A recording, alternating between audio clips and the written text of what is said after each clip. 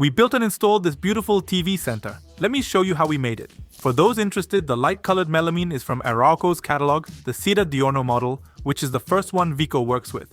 First, he makes the long cuts using the Milwaukee track saw. The dark melamine is British walnut from the same manufacturer. In a previous video, Vico explained that when working alone, this method is easier for him. While it could be done with our table saw, we need to build an outfeed table and a car to move melamine sheets safely so one person can handle them without risk of injury. There's an idea for future videos.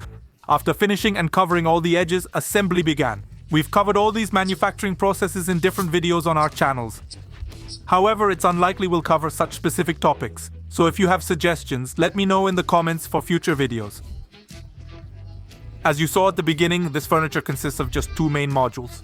The lower horizontal module has 3 drawers that we also had to build. This module will be secured using the French cleat system, which uses 2 angled 45-degree wood pieces, one attached to the furniture and one to the wall, as you'll see during installation.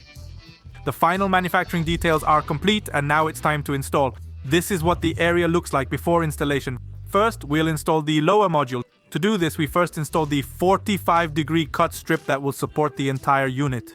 We had to make a cut or groove for the cable that will run to the outlet where the TV will be connected. And while the guys continued installing, I had to go to a lumberyard to get a board we hadn't planned for. Since it was our first time installing WPC, we weren't sure how far the paneling would extend from the wall. I also bought this plastic outlet base which I painted black along with the board, so they would blend nicely into the design. They wouldn't be visible anyway since they'll be behind the TV, but just to be safe, the mount attaches to the wood, which is 1 inch thick. That's how far we need to space it from the wall. We installed the next module, which attaches to both the lower module and to the wall at the top. While Vico continued with the furniture installation details, I moved on to installing the back panel. It's a WPC panel, which I had the chance to see some time ago at an expo.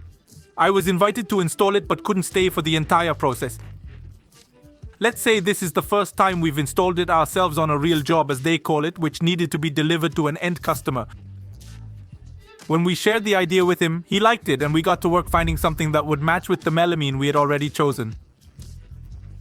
You probably have some questions about working with this material. Though you've seen a bit in this video, we could explore it a bit more. We actually have several shots that I think could be used to create a video for all of you, but I'll tell you now that I found it to be a very forgiving material to work with. Just look at the result. I hope you enjoyed it, and I'll see you in the next video. Bye.